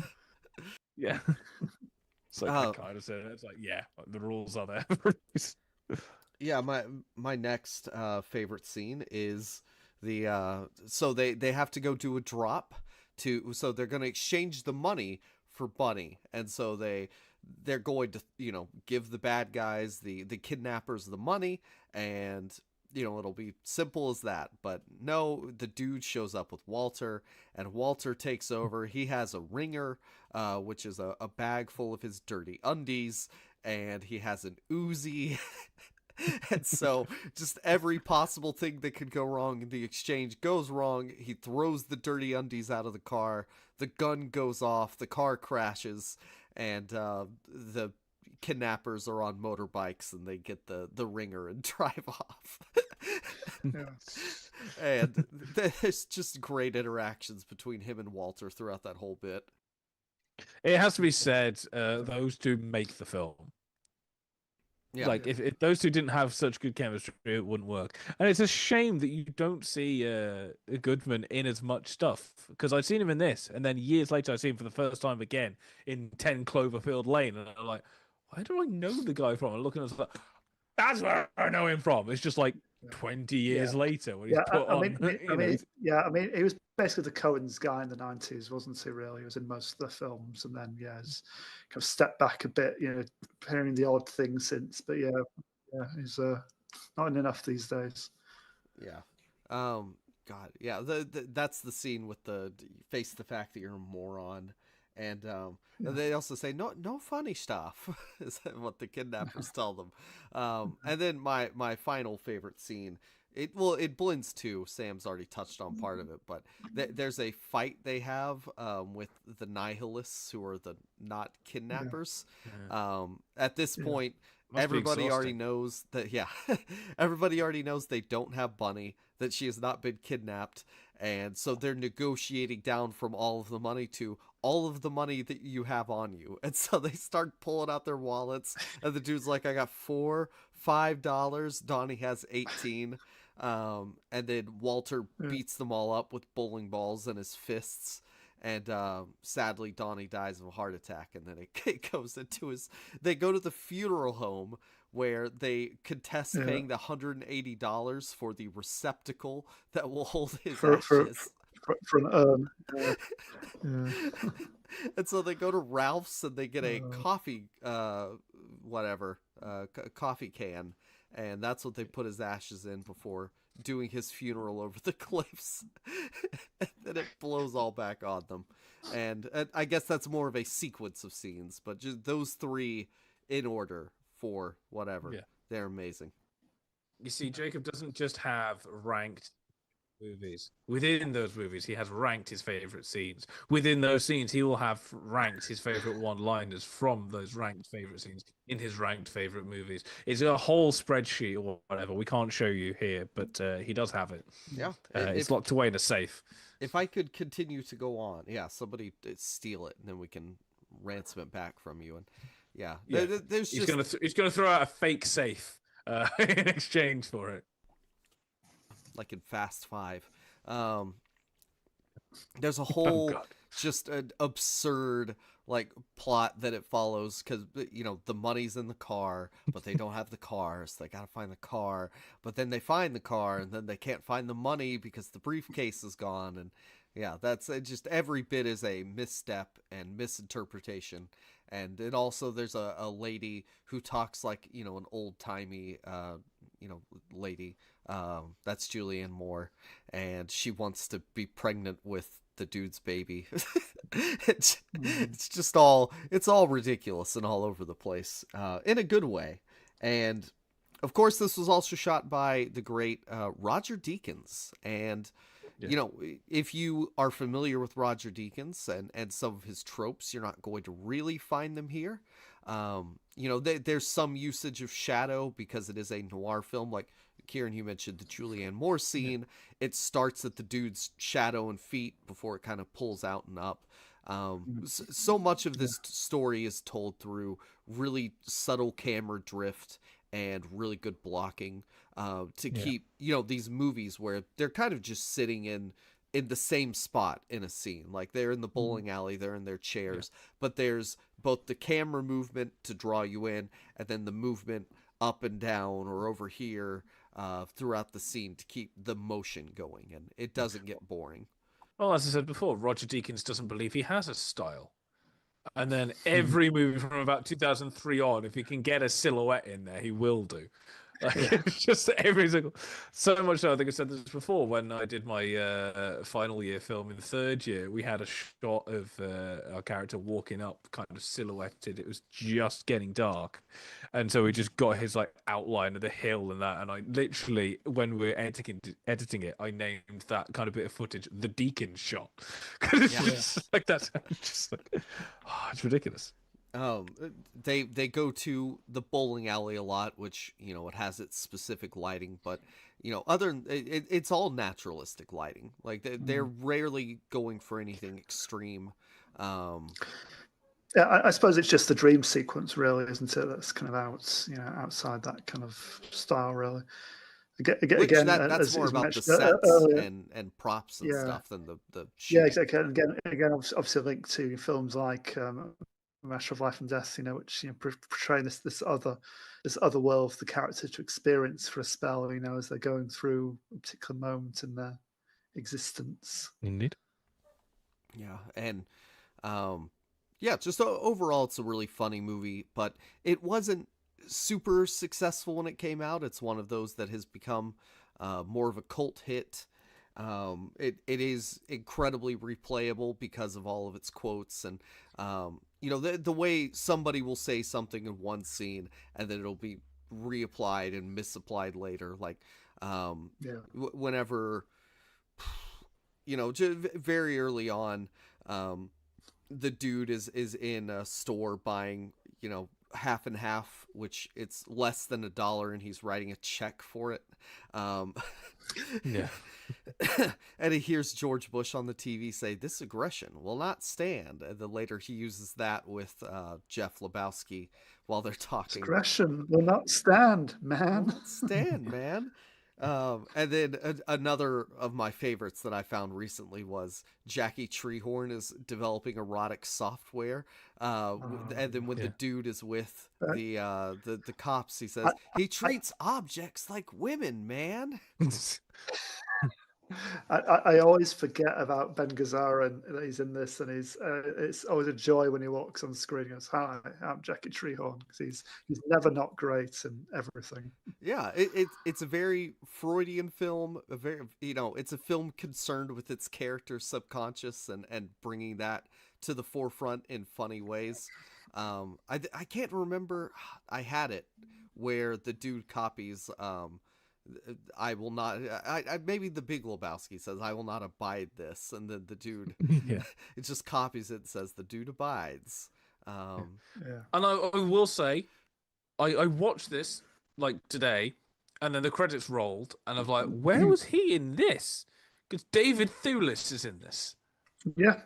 He's never recognise him in 1,000 years. He's Julianne Moore's hanger-on, isn't he? Just kind of lolls across this, like an armchair, reading a paper and laughing. It's because he doesn't have the moustache, I think.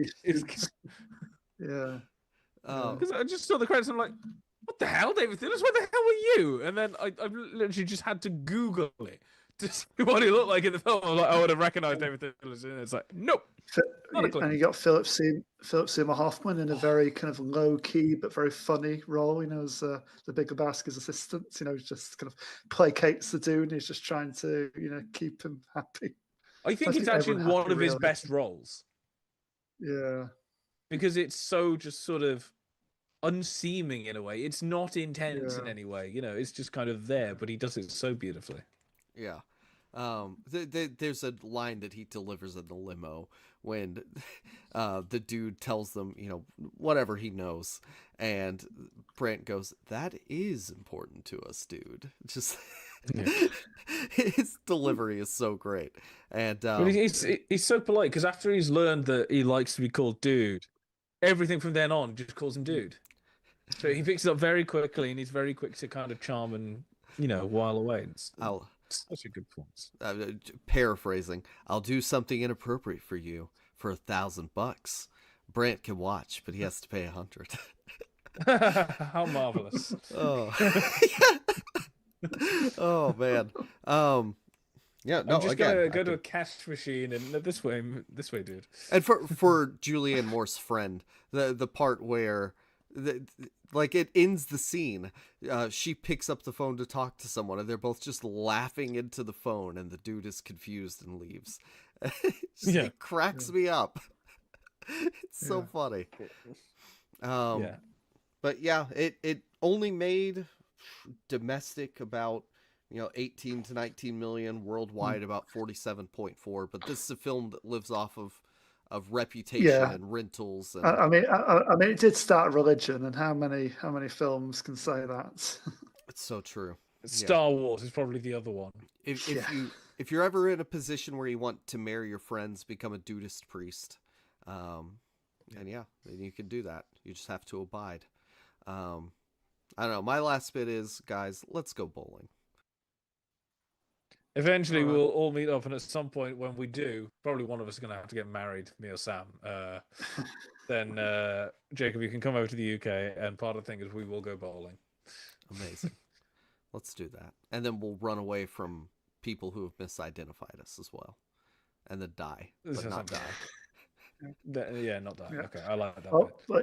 Well, we've got this on recording. We can refer back to this later as evidence. This is an agreement. God, we're on record. This is a contract. Yes.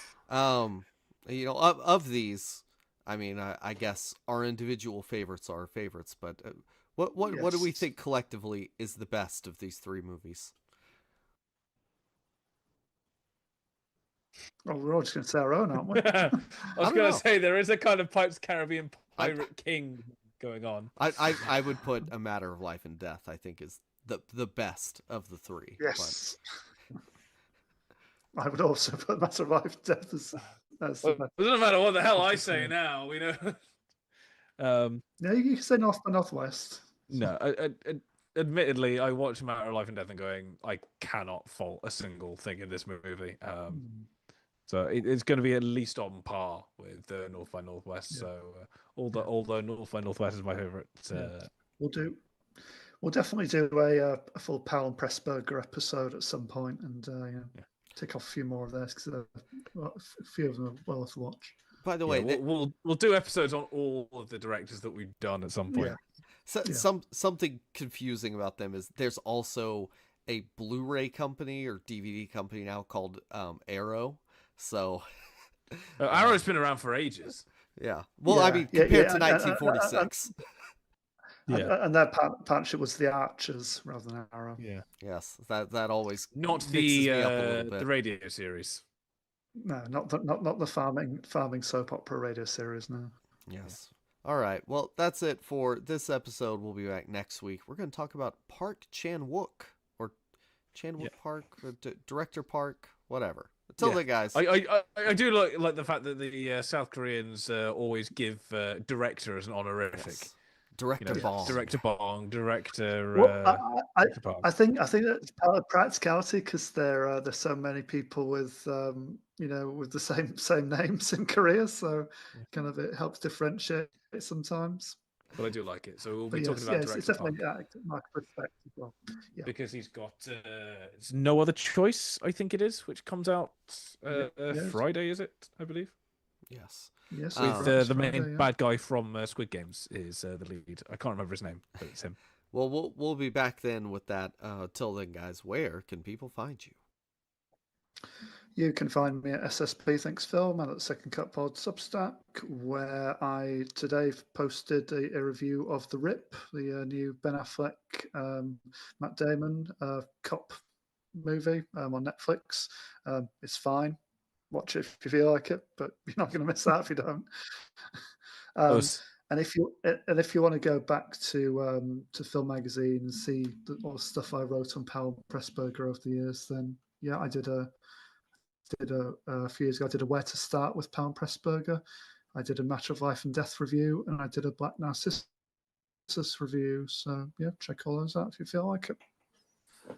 Hopefully you don't find me anywhere. If you do, I am KJudgmental in the various places. I will have a review of 28 Years Later, The Bone Temple. Almost got it 28 Days Later, The Bone Temple, coming up in the next few days. If you want more Hitchcock stuff, back on the Film Magazine, I have done reviews of North by Northwest, of Dial M for Murder, Psycho. I've ranked all the Hitchcock movies. I've broken down the trailer for Psycho. I've done a scene analysis for I've done loads of stuff, Hitchcock, so go check out all that.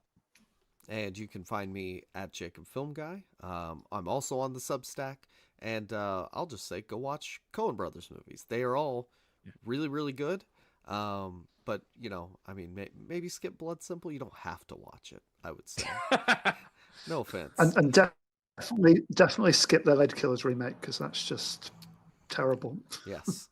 Yeah, go check out that episode though. We watched that. That's it. Thank you for listening, and goodbye. Adios. Goodbye.